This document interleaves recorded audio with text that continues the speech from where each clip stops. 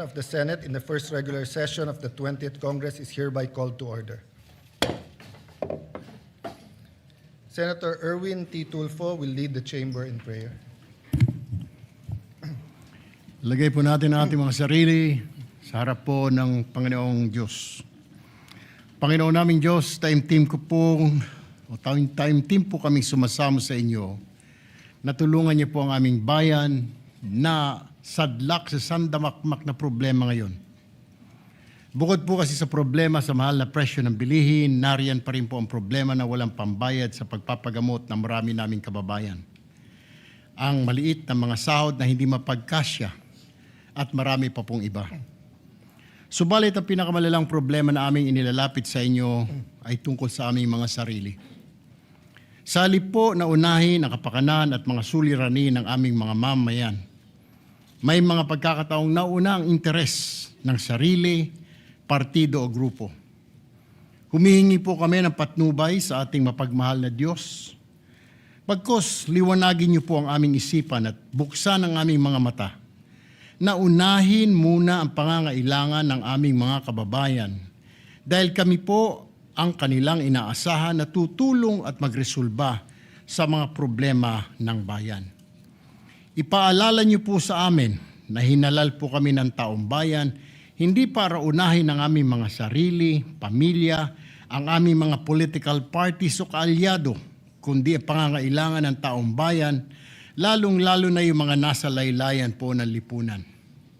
Bigyan mo po kami ng lakas na loob na tanggapin, na magsakripisyo para sa kapakanan ng bayan at hindi ng aming mga sarili at mga kaalyado.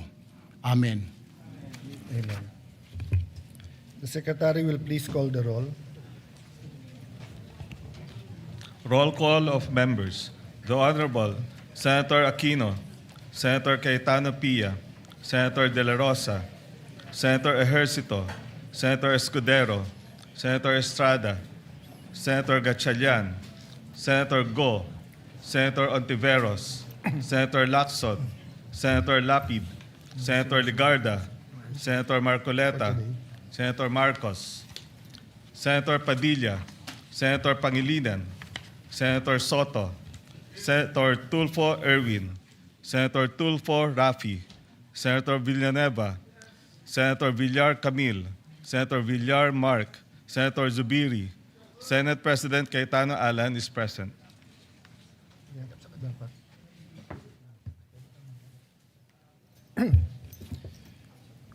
With 23 senators present, the chair declares the presence of a quorum. Mr. President, if I may, and before we proceed, may I just acknowledge some guests from the gallery, guests of Senator Robin Hood Padilla, athletes and coaches of the Philippine Barebow national team and their families, Ms. Mariel Padilla and the children of Senator Robin Hood Padilla are also here, members of the Padilla family. We welcome them in this August chamber. And we also would like to acknowledge, Mr. President, the guest of our Senate President, the Mindanao Evangelical Leaders Council. Thank you, Mr. President. Yes, we welcome them to the Senate and thank you for being with us today. Later, we will honor our gold medalist. Thank you. Mr. President, I move that we dispense with the reading of the Journal of the 65th Session, May 19, 2026, and consider the same as approved. Is there any objection? Hearing none, the motion is approved. Thank you, Mr. President. Mr. President, pursuant to Rule 10, Section 13 of the Rules of the Senate, I move to elect the chairpersons of the Yes. Senate. What's the pleasure of Senator Erwin? Mr. President, just a quick manifestation, sir. Go ahead. Mr. President, I'd like to make a manifestation. What happened inside the Senate premises last week is deeply alarming, regardless of which side one stands politically. I know you will agree with me, Mr. President. Many versions of the armed confrontation are now circulating. Statements were made that the Senate was under attack, while the executive denies of any offensive operation. Some claim that the tension was triggered by the recent changes in Senate leadership. There are allegations involving the OSAA, the NBI, and even a speculation that the shooting itself was smoke screen to facilitate an escape or create confusion. And even more disturbing were allegations attempting to implicate the minority just because nakauwi na po kami. With all due respect, Mr. President, on May 12, a day before the incident, the new Senate leadership informed the body the intention to have an all-senators caucus. On May 13, the day of the incident, around 5:02 p.m., it was modified to a majority-only caucus. But beyond the conflicting narratives, let us not forget the ordinary Senate employees and staff who were caught in the middle of the chaos, mga rank and file, maintenance, security, clerk, media at iba pang empleyadong naipit lamang dahil ginagampanan po ang kanilang mga tungkulin. Yet they were the ones exposed to fear, confusion, and danger inside an institution where they should have felt secured. Some were traumatized, some feared for their safety. Mr. President, hindi po sila scapegoats at lalong hindi collateral damage. At the same time, we must recognize the larger damage caused by this incident. Mr. President, millions of Filipinos and even the whole world watched this unfold in disbelief. They saw the confusion inside one of the highest institutions of the government. They saw conflicting authorities, conflicting narratives in an atmosphere that appeared closer to disorder than democratic governance. Nakakahiya po sa totoo lang, Ginoong Pangulo. And because the public witnessed, the public deserves the truth. Nakaabang na po ang taong bayan. And they have been waiting since Monday. Una, ano ba ang legal na basihan sa pagpasok ng mga otoridad sa bisinidad ng Senado kung meron man po? Pangalawa, nagkaroon ba ito ng formal na koordinasyon sa pamunuan ng Senado bago isinagawa ang operasyon at ano ang naging direktiba ng liderato kaugnay rito? Pangatlo, ano po ang mga partikular na aksyon na nag-udyok at naging mitsa ng putukan? Meron bang provokasyon mula sa alinmang panig? At aling ahensya o sino-sinong individual ang direktang responsable sa pagpapaputok ng mga baril? Alam ko po, Ginoong Pangulo, wala po kayo roon. Bagkos kayo po ay nakasalalay lamang sa mga report na ibinibigay po sa inyo. Naintindihan ko po yun. Pangapat, anong mga hakbang ang ginawa upang masigurong ligtas po ang mga senador, mga empleyado at ang media bago at matapos maganap ang insidente? Ang panghuli, ano-anong mga ebidensya po ang nakalap upang magbigay linaw sa tunay na pangyayari? Ginoong Pangulo, when law enforcement operations intersect with the authority privileges and internal security protocols of another branch of government, there must be clarity, not confusion, restraint, not escalation. Alam ko po na may kanya-kanyang investigasyon ay sinasagawa ang Senado at NBI. But there is merit in the public outcry for an impartial, independent, and facts-based investigation. Mahalagang maituguyod po ang isang proseso na patas, transparent, at may kredibilidad sa mata ng publiko. Walang undue influence, walang haka-haka. At the end of the day, Mr. President, no camp wins when public confidence in institution is weakened. The Senate is not a venue for armed confrontation, Mr. President, or competing display of forces or political theater. It is a constitutional institution governed by law, order, and respect for due process. Hindi po drama, aksyon o comedy ang hanap ng taong bayan. They are asking for truth, accountability, and stability. And that is precisely what this institution owes them, Mr. President.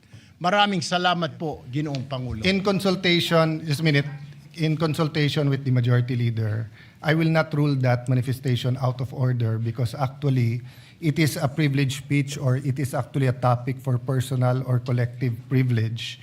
But since it's a matter of grave importance, Senator Tulfo, I share with you the sentiment of its grave importance. Myself, I'm taking prudence and waiting for all the investigations. there are resolutions filed. It will be referred to the proper committee. But of the highest order, in accordance with our rules and constitution, is always the election of our officers organization. So unless anyone has a higher motion now, because actually members of the majority have also asked to speak on that matter. And we will allow everyone to speak on that matter, but we will proceed first with the election of our committees. Majority Leader? Minority Leader. Yeah. Minority Leader, then Senator Risa. Thank you. Thank you, Your Honor, Mr. President.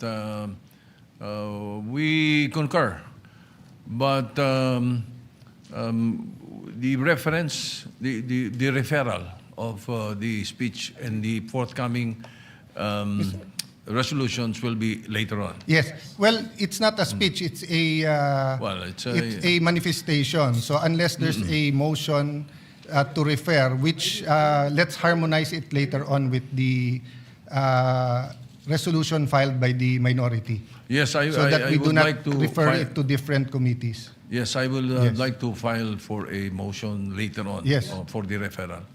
That's in order, Thank you. Minority Leader. What's your pleasure, Senator Risa? Salamat po, Mr. President. Together with the Minority Leader, I defer to the ruling earlier stated by the presiding officer. Pero just to make of record, Mr. President, nakaschedule din po ako mag-deliver sa ating agenda for the day Yes. ng privilege speech. And it so happens po, It's the same katulad topic, nung yes. paksa nung Yes. talumpati ni Senator Erwin Tulfo, and specifically moving forward from the events of last week and this week, Mr. President. Noted. So, And I look forward to being able to deliver that within today's session, Mr. President. okay. Noted. So can we go to the Yes. Thank you, Mr. election? President. Mr. Senator President, Tulfo. So unless may I this just- has to do with the election, we will defer all of those manifestations later in accordance with our rule. What is Okay. the reason that you rise, Senator Tulfo? Mr. President, manifestation of support Yeah. lang sana. Sorry, Senator, I made a ruling already supported by the... But I will go to you right after. Majority Leader, please Thank you, Mr. recognize Senator Tulfo right after Yes, Mr. President. you read the committees. Maraming Go ahead. salamat po. Yes, Mr. Ginoong President, Pangulo. with that, may I just move that we refer the manifestation of Senator Erwin Tulfo and the manifestations that were mentioned to the Committee on Rules? We will wait for the Minority Leader when we read the... Okay. The I resolution later withdraw on. the motion, Yeah. Mr. President. Maybe we will take Yes, a quick... therefore, Mr. President, we will go now to the previous motion of this representation pursuant to Rule 10, Section 13 of the Rules of the Senate. I move to elect the chairpersons of the Senate Permanent Committees. I so move, Mr. President. Is there any objection? Hearing none, please proceed. Senator Pia Cayetano as chairperson of the Committee on Accountability of Public Officers and Investigations. Vice Senator Panfilo Lacson. So move, Mr. President. Any objection? Hearing none, Senator Pia is hereby elected. Senator Amy Marcos, chairperson of the Committee on Foreign Relations. Vice Senator Erwin Tulfo. So move, Mr. President. Any objection? Hearing none, Senator Amy is hereby elected. Senator Camille Villar, retained as chairperson of the Committee on Environment, Natural Resources, and Climate Change. So move, Mr. President. Any objection? If not, Senator Camille Villar is hereby elected to such committee. Senator Robin Hood Padilla as chairperson of the Committee on Constitutional Amendments and Revision of Codes. Vice Senator Francis Pangilinan. So move, Mr. President. Any objection? Hearing none, Senator Robin Padilla is hereby elected to that committee. Senator Camille Villar as chairperson of the Committee on Government Corporations and Public Enterprises. Vice Senator Mark Villar. So move, Mr. President. Any objection? If not, Senator Camille Villar is elected to that. Yeah. Mr. President, as earlier committed, Sure. Senator Raffy Tulfo Yes. would like Senator to Tulfo, take the I floor. apologize. Thank you very much for the adhering to the ruling of the chair. We will now recognize you. Afterwards, Senator Risa is raising her hand. Mr. President, I would like to associate myself with the manifestation of Senator Erwin Tulfo. Meron lang po akong konting katanungan. Meron ho bang standard operating procedure manual ang ating USAA? Number one. Number two, pagdating po sa pag-handle ng firearms, are these, the members of the USAA, are they trained? And then number three, ano-ano ho bang qualifications dito mga members ng USAA natin? Who are they? what are their qualifications to be chosen as members of the OSAA. Yun lang po, Mr. President. Yes. So note your questions are noted, and depends on what committee we refer it to. We will consult with the minority. We'll take a recess, a short suspension when we read the committee report, because unless we agree to convert into a committee of a whole, so that the certain people can testify here, the other option is to give it to a standing committee. So let's decide that in a while. And then lastly, Mr. President, meron bang training ang members ng OSAA kung paano mag-handle ng isang problema, isang situation, and do they understand the meaning of rules of engagement? Yun lang po, Mr. President. Yes. Thank you. Thank you for those questions, Senator Tulfo. Senator Risa, do you want to take the floor?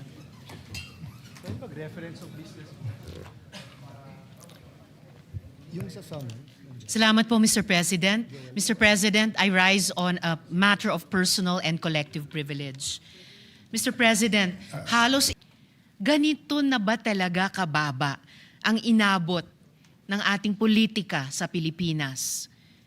Ito na ba tayo, Mr. President? Tuluyan na bang nilihis ng politika ang ating mga pamantayan sa pakikipagkapwa? The situation stooped so low that here, in and around these same august halls, may pwedeng magkasa ng barel sa harap ng mga sibilyan. Dear colleagues, kahit kailan, hindi yan nangyari sa Pilipinas. Kahit panahon ng kudeta, not even during the darkest days of martial law, did gunfire erupt within our halls. So, whether we stand in the minority or in the majority, the Senate, as an institution, has sustained a profound injury to its dignity, credibility, and moral authority before the Filipino people. And this frustrates me every day since Wednesday, including in the context of initial findings from the investigation conducted by the Department of Justice, the Department of the Interior and Local Government, and the Philippine National Police, beginning to reveal various points. Patuloy pa rin ang investigasyon, Mr. President, at dapat lang. But still, this needs to be said. Kapag may nagpaputok ng barel, right here in the people's house, kapag naghasik ka ng takot sa mga empleyado, sa media, sa security personnel, at sa mga sibilyan, kapag may natroma dahil sa karahasan at umuuwing nanginginig at hindi mapakali sa sariling bahay, lampas na ito sa isyu ng pamumulitika. Pambabastos na yan at pang-aabuso sa lahat-lahat ng ipinagkatiwala sa Senado bilang mga lingkod bayan. As we all know, democracy has always made room for disagreement. But, dear colleagues, hindi na ito political disagreement. Hindi na ito issue ng kampihan. What should trouble us is the manner by which disagreement is being settled, which reflects a broader national discourse that has become more coarse and unforgiving. When aggression is normalized and humiliation is treated as political currency. We cannot have a culture that proudly treats fellow Filipinos as enemies to be defeated, all in the name of clout. Yung mga pagbabanta, pambibintang, pananakit ng damdamin, hindi yan ang dapat ginagawang sukatan ng tapang. Kahit magkakatunggali sa politika, hindi tayo dapat ganyan sa isa't isa, lalo na dito sa Senado. Hindi ito tahanan ng ganyang kababang uri ng politika. Ngayon, higit sa kailanman, dapat manaig ang ating pagka-Pilipino. I refuse to believe na tayong mga Pilipino ay mga bulag na sumusunod sa sino mang politiko. I refuse to believe na wala nang natitirang malasakit, hiya o pagmamahal sa bayan. Kasi ang mga krisis, ang mga sakuna, hindi yan nagtatanong kung sinong kakampi mo sa politika. Lahat tayo tinatamaan at lahat tayo may responsibilidad. At tayo mismo, dito sa Senado, kaya nating magkasundo. In fact, all of the laws I myself have championed could not have passed without the support of those from across the political aisle. And I refuse to believe that this institution that has crafted laws for the most marginalized, that has conducted crucial investigations, that have moved the needle at various political junctures, is beyond repair or redemption. Let us remember, Mr. President, that we have a bicameral legislature with a Senate elected at large, precisely to have a body that can rise above parochial concerns and craft a vision for the entire nation. At kaya kong sabihin ng buong puso that this Senate has, at its best, shown that disagreement does not destroy our common duty. We have passed laws across party lines. That is why we cannot act as though nothing happened last week. Alam natin ang tama at mali. Alam natin kapag sumosobra na. And this is what our country needs from us now. For the Senate, in this difficult hour, to reflect the best of our people. May we prove worthy of the trust that our people have placed in us. Marami pong salamat sa inyo at sa lahat, Mr. President. Before I recognize Senator Pia and Senator Marcoleta, you know, the curious thing is the prayer of Senator Kiko and the prayer of former Senate President Tito Soto yesterday. We all agree with it. We're just looking at it from different sides of the political lens. And many of your statements today, Senator Risa, many of us, if not all, agree. But we all won't agree that parang walang nangyari. I don't know where that came from because I don't think anyone is treating it trivially. It's just a matter of how we can focus on it given that there is a real economic crisis, crisis of prices, oil crisis. Our stock is running out. We're convening into an impeachment court. You know, our staff are overwhelmed by the number of investigations, by the number of subpoenas that are here.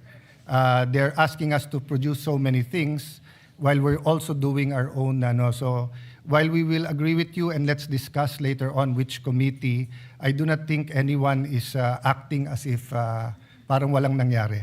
Senator Pia or Senator Marcoleta? Thank you, Mr. President.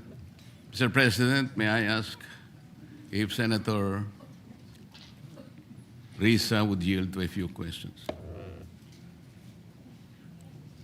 Can we take a minute suspension?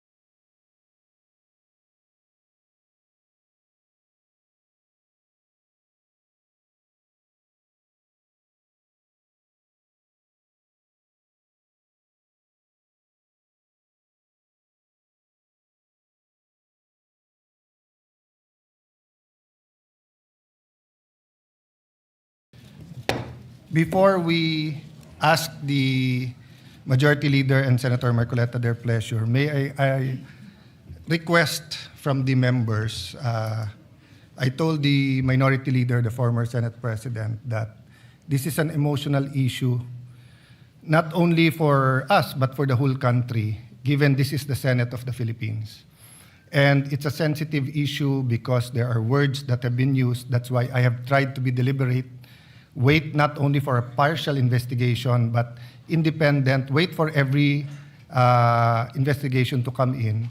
Now, many members of the majority who were here want to speak on that measure. Having said that, number one, we have athletes here, and I don't want to keep them here the whole day. Number two, I was about to report this, that as Senate President, I respectfully informed the body that earlier today, 20 May 2026, the summons in relation to the articles of impeachment filed against VP Sara Duterte was duly served upon Respondent Vice President Sara Z. Duterte. A copy of the summons was likewise furnished to the prosecution panel on the same date. Under the applicable rules, Respondent is given 10 calendar days from service of summons within which to file her answer, and counting 10 calendar days from 20 May 2026. The last day would ordinarily fall on Saturday, 30 May 26. However, since the last day falls on the Saturday, the period shall not run until the next working day. Accordingly, the deadline for respondent to file her answer is on Monday, 01 June 2026. Furthermore, upon the prosecution panel's receipt of the respondent's answer, the prosecution shall have 5 calendar days from receipt within which to reply if they opt to do so. The deadline for the reply shall be computed from the day the prosecution actually receives the answer. I say this because we have to discuss the impeachment calendar, and the staff is ready to brief us. And if we can give this priority, because we have to discuss it vis-a-vis the legislative calendar, vis-a-vis the committee hearings, and the session. So if we are going to all stand today, like Senator Tulfo and Senator Risa, we won't finish by midnight tonight, because at least 3 or 4 senators from 8 senators from the majority wants to speak on the matter. There might be, if not those who want to speak in the minority, those who want to ask questions or interpolate. So may I ask as your Senate President na magbigayan tayo today, and if you want to put a lot of time on that on Monday, we can fully discuss. I've received some requests for CCTV footage. We gave it right away to PNP. We will give it to you if you request it. We're also requesting CCTV footages from anyone who took it, including from the media, so that we can discuss it very intelligently with, I think, 24 senators committing that this is an important issue and we will give it the much needed attention. But let's do it with prudence, deliberately. We're dealing with our democracy here. No? We're dealing with law enforcement agencies, AFP, PNP, NBI, with branches of government, the executive and the legislative. So I know we all want to speak on it today, but may we include in the caucus what committee to give this to. I think the Senate President will, before we go on suspension, wants to put on record his recommendation. But if I may ask him, that the actual decision, given that there are other people with other ideas, we discuss it. I don't think it's a matter that you and I should discuss, but all of us. So let me ask first Senator Marcoleta, may I ask you if we can make a statement rather than interpolate today? Senator Risa, kung may mga gustong mag-interpolate, pwedeng sa Monday. Yeah. Senator Risa answered in the affirmative. Yes, Mr. President, considering that I was approached by your good self just moments ago and explained the matter that there is an apparent consensus that this subject matter, also subject of Senator Risa's speech on question of privilege, I yield to the better judgment of the President of the Senate, and I will hold my questions until Monday. Thank you, Mr. President. Thank you, Senator Marcoleta. Thank you, Senator Risa Hontiveros.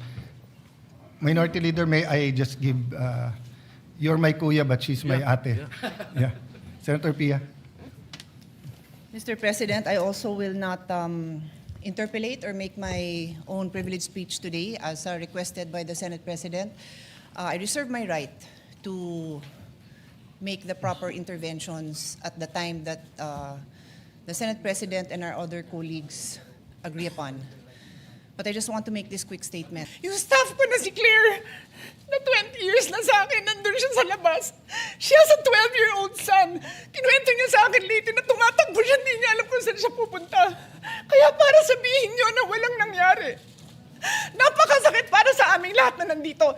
And as I said, 2 pintuan na nagpo-protect sa akin sa putukan. Pero yung media, yung Senate staff, yung hindi naman makauwi dahil sila ang security, sila ang elevator women and boys natin, nandoon po sila. So dear colleagues, napakarami nang nangyari. And one more thing, wala ho... Some of you I've known for 20 years, 10 years, and I didn't even hear any of you say, kamusta na kayo dyan? Napakasakit nun sa akin. Sobrang sakit. So yun lang ang masasabi ko. Yes, I am very ready to share my story, to ask questions. Pero kung wala ho kayo dito, huwag niyong questionin yung mga nangyari sa mga nandito. Dahil nandito kami, kasama ng staff. Staff namin, Senate staff. You have your own story. I respect that. But please respect my own story. Thank you, Mr. President. Minority Leader. Mr. President, yes, of course, we sympathize with the manifestation made by Senator Pia Cayetano, but my position is merely to give a suggestion for your consideration and for the consideration of our colleagues. I think this particular issue, once culminated, should be referred to the Committee of the Whole. The reason being, it is an extraordinary remedy necessary because of the issues of Senate institutional security. The chamber itself is affected. The institution is threatened. There are multiple Senate committees that are going to be involved: public order, justice, rules, ethics, even finance, because of the procurement of the weapons allegedly that were used. So the Senate has a direct institutional stake, every senator. So this is not just a majority or minority. So therefore, may I give a suggestion that you consider the possibility of all these manifestations be referred to the Committee of the Whole.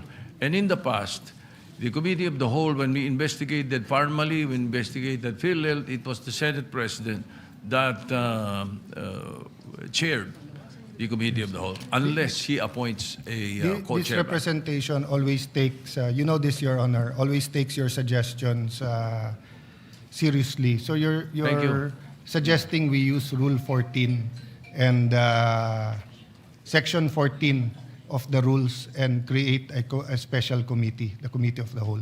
Is that correct? Yes. Mr. President, if I may, Mr. President. And before that, since we're going to go into caucus to speak about the calendar, may I ask the Minority Leader if it's acceptable that we discuss it there? Later in the caucus, just so that we don't have to discuss everything on the floor and we get the other business that we have to do today done with. No? Can I, Mr. President? Yes. Mr. Majority President, Leader. I'm sorry, Mr. President, but just to put on record, there are a lot of senators who wanted to speak and reserve their On right this issue. on this particular Put issue. it on We record have- so that we yes, can we have amend it. Senator Mark Villar, Senator Camille Villar, Senator Jinggoy Estrada, Senator Robin Hood Padilla, Senator Bongo, Senator Loren Legarda, Senator Win Gatchalian, and even this representation, Mr. President. So, if I may, Mr. President, and with the indulgence of our colleagues, I think we already made that decision that on Monday, come Monday, we can talk about this, Mr. President, and of course, entertain the idea being raised by our minority leader. So with that, Mr. President, may I just move that we proceed with the reference of business so that the resolutions I just have to recognize Senator Hontiveros with that pakiusap of everyone. We that yield, Mr. President. Yes. We yield to the distinguished lady, Mr. President. Maraming salamat, Mr. President. I empathize with the experiences and the feelings expressed by the gentlewoman from Taguig and Pateros. May I just repeat what I clearly stated at the context of na parang walang nangyari. I'm talking about ngayon, after those terrible events that caused fear and a lot of other negative emotions and experiences sa ating mga colleagues, sa ating mga Senate staff, sa security unit dito at sa Senate media. Yun po yung punto ko. And it is akin to one of the points raised by Senator Erwin earlier, before my privileged speech. But let me just assure to you correct that's not that, the Mr. case. President. In fact, I have to Yes. deal with the security of the Senate every day. I'm just not telling you everything that we have to deal with now to make sure that there's no bombs in the in the area, just like every day except this time, and also making sure that there's no miscommunication between the executive, legislative, judiciary, and the international community. That's precisely why we are waiting for the complete investigation, because there are matters that when are discussed in public will cause more alarm and confusion rather than clarity. But that doesn't mean na parang walang nangyari lang. I think that's the point where there will be strong answers, Senator Risa. But of course, you have your point of view, and we respect that. Thank you, Mr. President. And lastly, just for the record, as I said earlier, I deeply respect the emotions of our distinguished colleague. It's evident that the violence that breached our halls has profoundly affected all of us. And I don't doubt, Mr. President, the leadership's personal distress over what transpired. However, salamat po ng marami, Mr. President. Thank you for that statement. And personally, I've stated this again and again. And I don't doubt the sincerity of President Marcos when he called to check if we are safe and to assure us that it wasn't an attack from the executive department. I don't doubt that. That's why we're waiting for the whole investigation. Thank you. Majority Leader, let's Yes, proceed. Mr. President, just to put on record, it's really way different when you are here inside this Senate premise, especially during the time when we were inside that one room, Mr. President. I would still recall the gunshots, the smelling of gunpowder, Mr. President, and everything that we had experienced. So it's really different, Mr. President. Just want to put that on record. With that, Mr. President, may I move now to that we proceed with the reference of business. Yes. Please proceed. Message of the President of the Philippines. Letter of His Excellency President Ferdinand R. Marcos Jr., dated May 5, 2026, resubmitting for the Senate's consideration and concurrence the agreement between the Manila Economic and Cultural Office in Taiwan and Taipei Economic and Cultural Office in the Philippines for the avoidance of double taxation and the prevention of fiscal evasion with respect to taxes on income, which was signed on April 24, 2025 in Manila. Referred to the Committee on Foreign Relations. Bills on first reading. Senate Bill number 2128, an act upgrading the salary grade of dentists employed in the public sector, appropriating funds therefore and for other purposes, by Senator Hontiveros. Referred to the Committees on Civil Service, Government Reorganization and Professional Regulation, Health, Demography, and Finance. 2129, an act strengthening further the powers and functions of the Philippine Economic Zone Authority, amending for the purpose RA number 7916, otherwise known as the Special Economic Zone Act of 1995, as amended by RA number 8748 by Senator Tulfo R. Referred to the Committee on Economic Affairs and Ways and Means Committee. 2130, an act establishing a comprehensive framework for the development, promotion, and protection of the Philippine ube industry, declaring ube as a national priority crop, creating the Philippine Ube Industry Council, providing for quality standards and geographic indication, protection, appropriating funds therefore and for other purposes, by Senator Tulfo R. Referred to the Committees on Agriculture, Food and Agrarian Reform, Trade, Commerce and Entrepreneurship, Ways and Means, and Finance. 2131, an act lowering the cap on the recoverable rate of system losses chargeable to consumers, amending for this purpose Section 10 of RA number 7832, otherwise known as the Anti-Electricity and Electric Transmission Lines Materials Pilferages Act of 1994 by Senator Marcoleta. Referred to the Committee on Energy and Public Services. 2132, an act declaring ube, commonly known as the purple yam, as the national root crop of the Philippines and recognizing its cultural, agricultural, and economic significance by Senator Tulfo R. Referred to the Committee on Agriculture, Food, and Agrarian Reform. Resolutions, PSR number 392, resolution directing the appropriate committee to conduct an inquiry in aid of legislation into the alleged irregular importation of rice by the Planters Products Incorporated by Senator Marcos R. Senator Marcos. 1 minute suspension.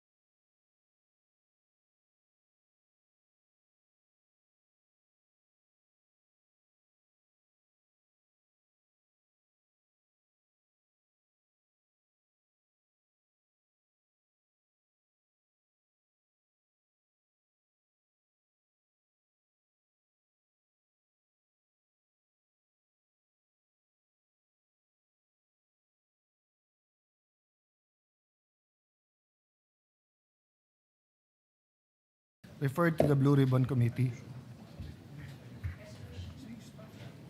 Resolution number 393, directing the Senate Committee on Migrant Workers to conduct an inquiry in aid of legislation into the current implementation of the Magna Carta of Filipino Seafarers and to review the existing monitoring measures adopted by the Department of Migrant Workers and the Maritime Industry Authority to ensure the protection, well-being, and continued safety of Filipino seafarers, especially those deployed in high-risk maritime areas, by Senator Tulfo R. Referred to the Committee on Migrant Workers. 394, congratulating and commending the Philippine National Barebow Archery Team for winning 1 gold and 2 bronze medals in the Malaysia Barebow Asia Championship by Senator Padilla. Referred to the Committee on Rules. 395, expressing the sense of the Senate, urging Senator Ronald Bato M. De La Rosa to voluntarily surrender to the proper authorities and seek judicial remedies in accordance with the Constitution and applicable laws and rules by Senators Pangilinan, Soto III, Lacson, Hontiveros, and Aquino IV. Referred to the Committee on Rules. 396, directing the appropriate Senate committee to conduct an inquiry in aid of legislation into the reported entry, presence, deployment, participation, or involvement of personnel of the National Bureau of Investigation, other law enforcement or security agencies, and private individuals in the incidents that took place within or in the immediate vicinity of the Senate premises on May 11, 2026 and May 13, 2026, including the discharge of firearms, security breaches, and any attempt to implement, facilitate, or enable an arrest or custodial transfer within Senate premises by Senator Marcos. Minority Leader, may I consult whether you want me to initially refer to Committee on Rules or will we defer first the referral of all resolutions with the same nature and including the manifestation of Senator Erwin Tulfo and the statements of Senator Hontiveros. Should we give it first the rules or defer muna any referral? If you please, Your Honor, either to the Committee of the Whole or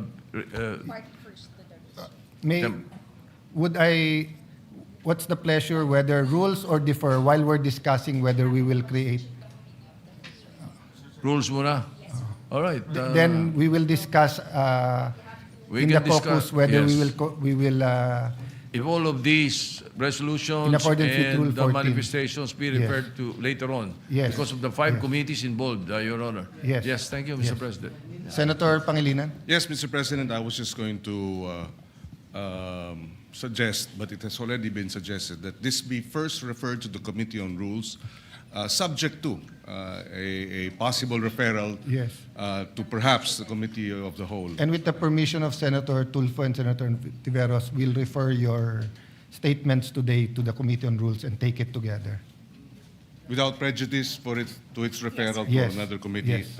As may be decided by the Senate. Thank you, Mr. So there's no objections with the qualifications of Senator Pangilinan. PS Resolution 396 and all statements on the same matter today from Senator Tulfo, Senator Tiveros, Senator Cayetano, and Senator Marcoleta are referred to the Committee on Rules. 397, resolution directing the appropriate Senate committees to conduct an inquiry in aid of legislation into the shooting incident that occurred within the Senate premises on May 13, 2026, with the end in view of strengthening security protocols, protecting the integrity and independence of the Senate as a democratic institution, ensuring the safety of Senate personnel and the public, and reviewing existing laws, rules, and coordination mechanisms governing security in government institutions by Senator Aquino. Referred to the Committee on Rules. 398, commending and congratulating Team Pilipinas Poveda and Siende for winning the gold medal for Open Hip Hop in the 2026 International All-Star Federation Dance Worlds and silver medal for Junior Hip Hop in the 2026 International Cheer Union World Championships by Senator Go. Referred to the Committee on Rules. 399, commending and congratulating the Gilas Pilipinas Women 3x3 team for winning the silver medal in the 2026 FIBA 3x3 Asia Cup by Senator Go. Referred to the Committee on Rules. 400, commending the Senate media for their bravery and professionalism during their coverage of the May 13, 2026 shooting incident at the Senate by Senator Hontiveros. Referred to the Committee on Rules. Before the additional reference of business, Majority Leader, you want to make a motion? We will proceed with the additional reference of business. Additional reference of business. Bills on first reading. Senate Bill number 2133, an act mandating the recruitment, hiring, and training of school-based licensed guidance counselors, psychologists, school social workers, and mental health personnel by Senator Villar M. Referred to the Committee on Basic Education, Civil Service, Government Reorganization and Professional Regulation, and Finance. 2134, an act providing for the lifetime validity of identification cards issued to persons with permanent disability, amending RA number 7277, or the Magna Carta for persons with disability as amended by Senator Villar M. Referred to the Committee on Social Justice, Welfare, and Rural Development. 2135, an act establishing the Jose Panganiban Special Economic Zone in Freeport Province of Camarines Norte and appropriating funds therefore and for other purposes by Senator Padilla. Referred to the Committee on Economic Affairs, Local Government, Ways and Means, and Finance. 2136, an act upgrading the Camarines Norte Provincial Hospital in the Municipality of Daet, Province of Camarines Norte into a tertiary Level 3 General Hospital to be known as the Camarines Norte General Hospital under the direct control, supervision, and management of the Department of Health, appropriating funds therefore and for other purposes by Senator Padilla. Referred to the Committee on Rules. 2137, an act increasing the income tax exemption ceiling for individual taxpayers to 360,000 pesos annually, amending for the purpose Section 24A, 2A, and B of the National Internal Revenue Code of 1997 as amended by Senator Villar M. Referred to the Committee on Ways and Means. 2138, an act expanding the coverage of RA number 10883, otherwise known as the new Anti-Kidnapping Act of 2016, to include the taking of motor vehicles through deceit or fraudulent schemes within the definition of kidnapping and for other purposes by Senator Tulfo R.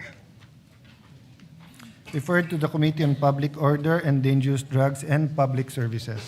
Resolution PSR number 401, urging the Committee on Sustainable Development Goals, Innovation, and Futures Thinking to conduct an inquiry in aid of legislation on the Philippines' preparedness for the projected 2026 El Nino phenomenon and its impact on food security, water resources, public health, and environment by Senator Cayetano P. Referred to the Committee on Sustainable Development Goals, Innovation, and Future Thinking. 402, urging the Senate Sergeant-at-Arms to undertake comprehensive capacity-building training programs and to develop, adapt, and institutionalize a formal operations manual to ensure professional, coordinated, rights-based, and effective security operations within the Senate of the Philippines by Senator Tulfo R. Referred to the Committee on Rules. Mr. President. Senator Pangilinan. Yes, just a, sorry for the delay, but I just caught it, the referral of the climate crisis or climate change resolution to the Committee on Sustainable Development Goals. May we request that it likewise be secondarily referred to the Committee on Agriculture, as food security is one of the concerns raised in the resolution. It's a good suggestion. With the permission of Any response. objection? There's no objection. It's referred also to the Committee on Agriculture. We agree with you, Senator Pangilinan. Thank you. Mr. President. The agreeable senator. Mr. President. Senator Win is the only one laughing at I might vote for him one day. Majority Leader. Yes, Mr. President, with the permission of the body and pursuant to Rule 10, Section 13 of the Rules of the Senate, may I respectfully move to elect Senator Rodante Marcoleta as chairperson of the Committee on Justice and Human Rights, Vice Senator Pangilinan. So move, Mr. President. Any objection? Hearing none, the motion is approved. Mr. President, before we proceed, this is just a personal matter to this representation. May we also acknowledge guests from the gallery, members of Bulacan board members, Board Member Art Legaspi of the 6th District, Board Member I. Mariano of the 3rd District, and Board Member Cesar Teta Mendoza of the 5th District of the great province of Bulacan. We welcome them in this August chamber. Thank you for visiting us today. Many of the senators started their career in municipal, city legislatures or in the provincial council. Thank you for being with us today. Mr. President, at this juncture, and with the permission of the body, I move to consider proposed Senate Resolution number 394 and for the Secretary to read the title of the measure. This is the resolution commending the National Barebow Archery Team. I so move, Mr. President. Is there any objection? Hearing none, the motion is approved. Consideration of proposed Senate Resolution 394 is now in order. The Secretary is directed to read only the title of the measure without prejudice to inserting the record of the whole text thereof. Resolution congratulating and commending the Philippine National Barebow Archery Team for winning 1 gold and 2 bronze medals in the Malaysia 2026 Barebow Asia Championship. Majority Leader. Mr. President, our colleague Senator Dante Marcoleta just asked me if we can just acknowledge also Sir Marco Eranio Dumale and Sofia Antonina Magsino, who are here with us, a guest of Senator Marcoleta. Yes. And later on, I think you also have to manifest the representation in the Judicial Bar Council. We usually attach that to the, not always, but we sometimes attach it most of the time to the Committee on Justice. But for the record, after this resolution, maybe we can Mr. put President, it on I'm record. being educated right now because I have this thinking that it's automatic, Mr. President. And justice but we'll do that delayed later, is Mr. justice President. denied. Yes. Mr. President, may we recognize the distinguished sponsor of the measure, Senator Robin Hood Padilla. So move, Mr. President. Assalamualaikum. Waalaikumsalam. Senator Padilla, the floor is yours. Maraming salamat po, Ginoong Pangulo. Mga kagalang-galang na kasamahan sa Senado, unang-una na po ang mga bayani ng ating sports, si Senadora Pia Cayetano, Senador Bongo, at Senador Joel Villanueva. Kasama na po ang ating SP, Senator Alan Peter Cayetano, at sa lahat po ng ating mga kasamahan. Isang karangalan po para sa akin na tumayo ngayon upang sponsoran ang Senate Resolution number 394 na kumikilala at ipinagmamalaki ang isang pambihirang tagumpay na muling nagtaas sa bandila ng Pilipinas sa pandaigdigang entablado. Sa kauna-unahang pagkakataon sa kasaysayan, nasungkit ng ating pambansang kupunan sa barebow archery ang gintong medalya na ginanap sa Malaysia 2026 Barebow Asia Championship noong ika-29 ng Abril hanggang ika-3 ng Mayo ngayong taon sa Shah Alam National Sports Complex, Panasonic, Selangor, Malaysia. Isang makasaysayang panalo na nagpapatunay na ang galing, tapang, disiplina at determinasyon ng Pilipino ay walang katumbas. Pinangunahan po ito ng ating mga magigiting na Pilipina archers na sina Maria Razel Richilda Padilla Abella, Josephine Galisano, Rowena Galisano, at Isabel Narangila. Sa kabila ng matinding laban, ipinakita nila ang pambihirang husay at tibay ng loob. Mula sa semifinals kung saan tinalo nila ang Thailand sa end score na 6-2 hanggang sa nakakapanabik na finals sa host country na Malaysia. Hindi sila natinag. Nakuha ng Malaysia ang unang set, 43-42, na nakapagbigay sa kanila ng 2-0 lead. Tumugon naman ng Pilipinas sa ikalawang set na natapos sa tie round score na 49-49 at score na 3-1. Sumiklab ang galing ng mga Pilipina sa ikatlong set at nagdala ng 51-45 na panalo upang mapantay ang set score na 3-3. Nanatiling dikit ang laban matapos ang ikaapat na set sa score na 48-48. Dahilan upang manatiling tabla ang laban sa 4-4. Panoorin po natin ang video.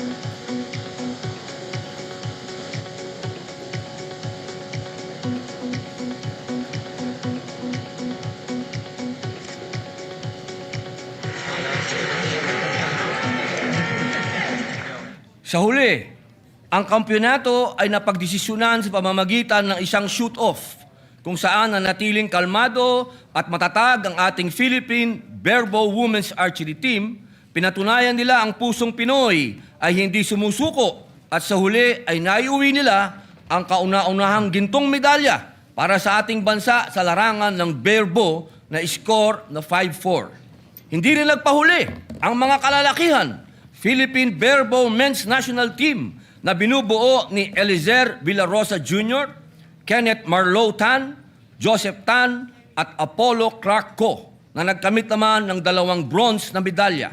Isa rin itong napakalaking tagumpay na nagpapatuloy na lumalakas at umuulad ang larangan ng archery ng Pilipinas. Lalo pong kahanga-hanga ang kanilang tagumpay dahil ang mga nasabing barebow teams ay halos self-funded. Mula sa kanilang pagsasanay, uniforme, hanggang sa pamasahe at iba pang gastusin, sila mismo ang nagtaguyod sa kanilang pangarap habang nirepresenta ang ating watawat. Sa kabila ng limitadong suporta, nanaig ang kanilang dedikasyon at pagmamahal sa bayan.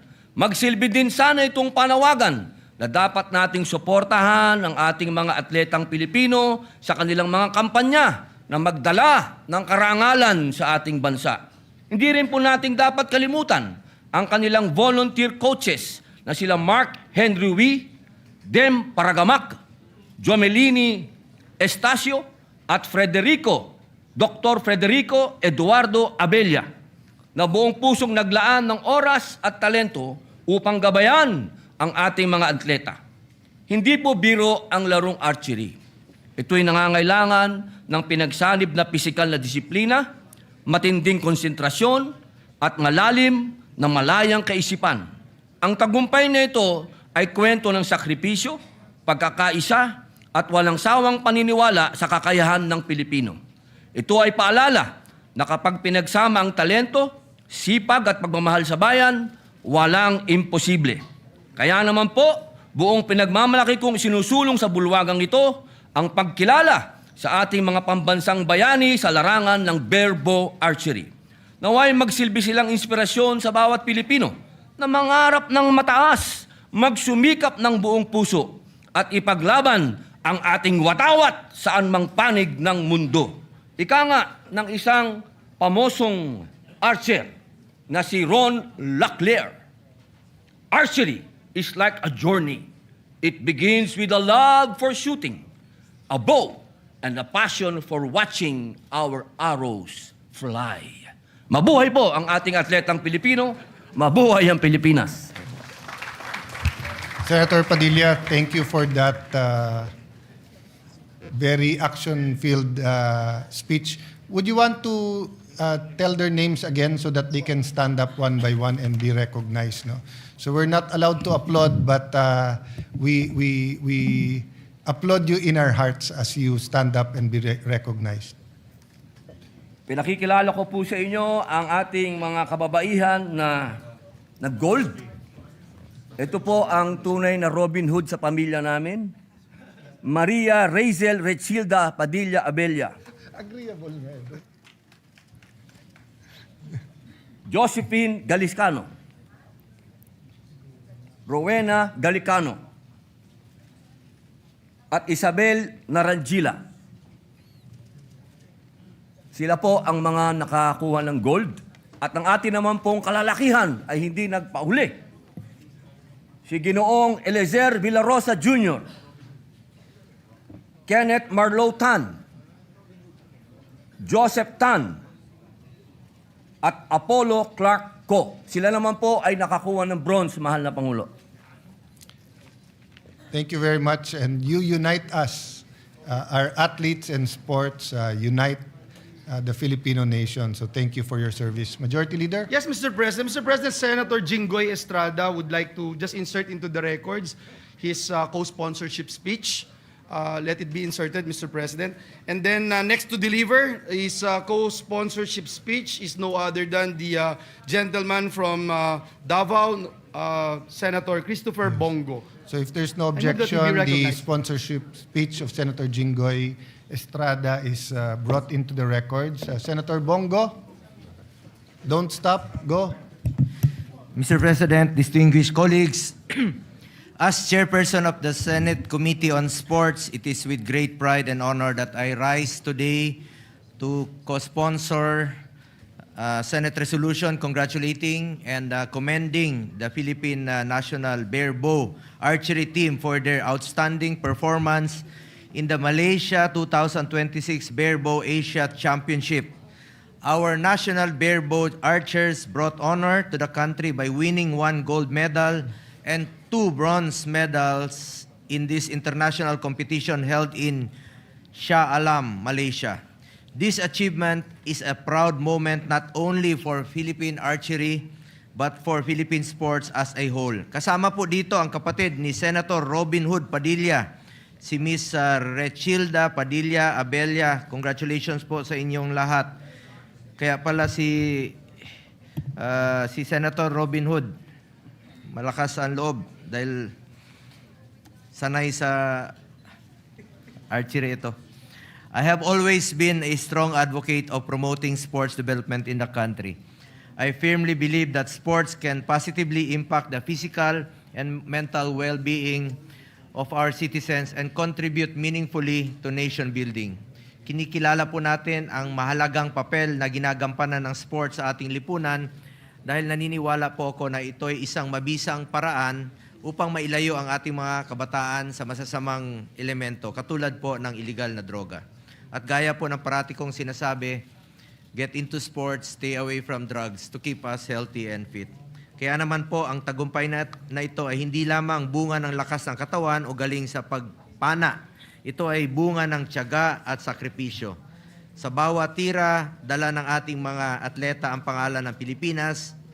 Sa bawat pag-angat ng pana, dala nila ang pangarap, disiplina at dangal ng bawat Pilipino. Their victory reminds us that Filipino athletes can excel not only in mainstream sports but also in specialized and highly technical disciplines. Given the right amount of support, training, and exposure, our athletes can compete and win against the best in Asia and the world. Mr. President, this achievement also sends an important message to our young athletes that there is honor in discipline and there is pride in representing the country, no matter what the sport is. To the Philippine National Bear Bow Archery Team, congratulations po sa bawat isa sa inyo. Your performance has brought pride to our flag, inspiration to our youth, and renewed attention to the growing promise of Philippine archery.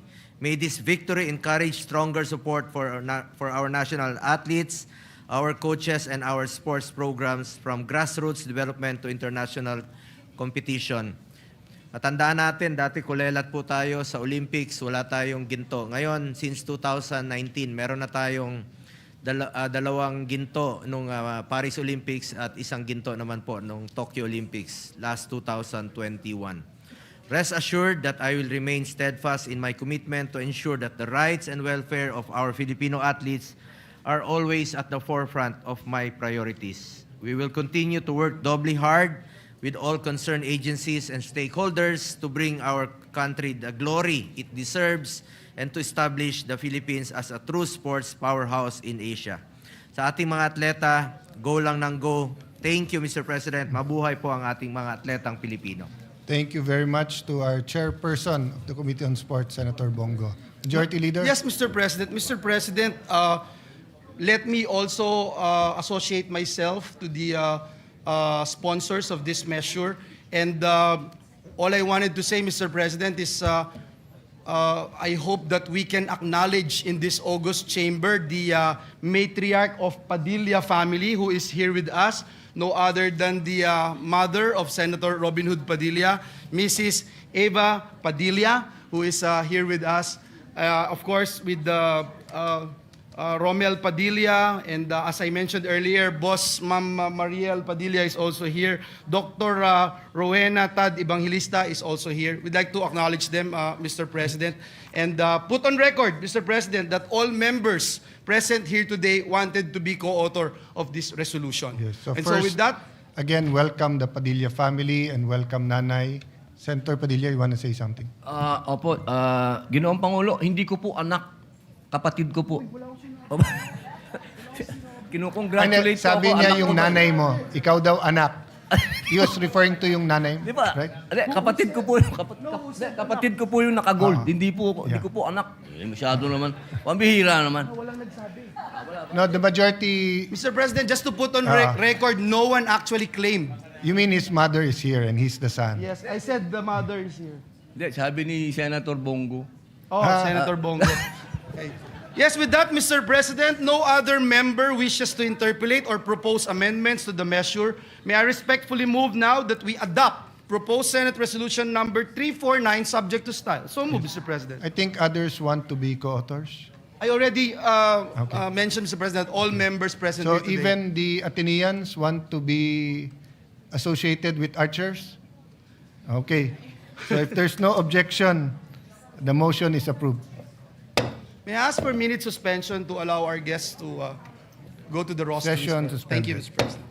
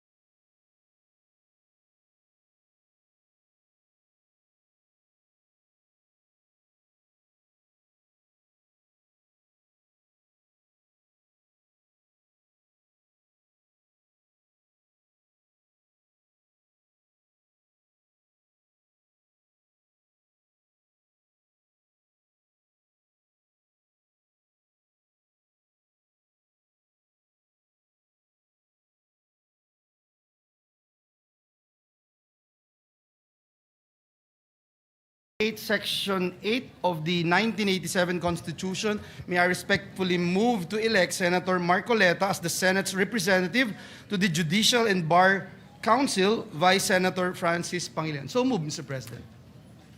Any objection? Hearing none, motion is approved. Mr. President, may we invite all the members of this August chamber, all senators, for the All Senators Caucus at the lounge to talk about the calendar of schedule for the impeachment proceedings and other matters discussed a while ago in this August chamber. May we invite everyone to proceed to the... And that includes the Secretariat who will brief us on precedents and Yes. On their computation of the number of days from the summons to replies, etc. Yeah. And with that, Mr. President, may I respectfully move that we... Just before that, Senator Tulfo?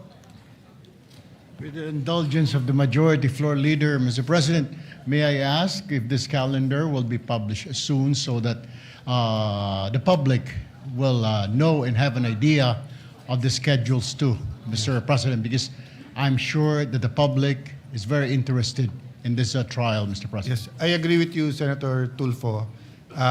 Once we agree we'd rather have consensus rather than vote on it. But if we do have a consensus, please move that we announce it to the public.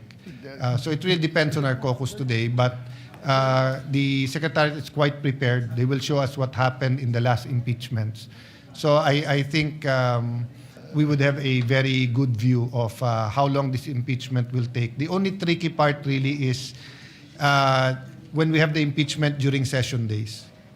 Therefore, Mr. President, can I move that the calendar, the schedule of this impeachment trial be published so that the public would know, because they are really interested and they're waiting so that they can watch on the TV, on social media about the ongoing trial, Mr. President.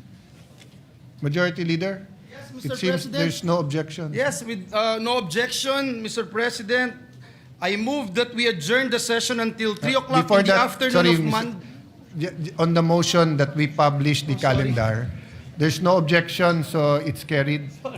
Okay. Go ahead. you. Your Thank you, Mr. motion. President. Sorry, Thank you, Mr. President. Thank you, Senator Erwin. Mr. President, I move that we adjourn the session until 3 o'clock in the afternoon of Monday, May 25, 2026. So move, Mr. President. So we are adjourned till Monday, May ano ba May Monday? 25, Mr. President. 25 at 3 p.m. Thank you, Mr. President.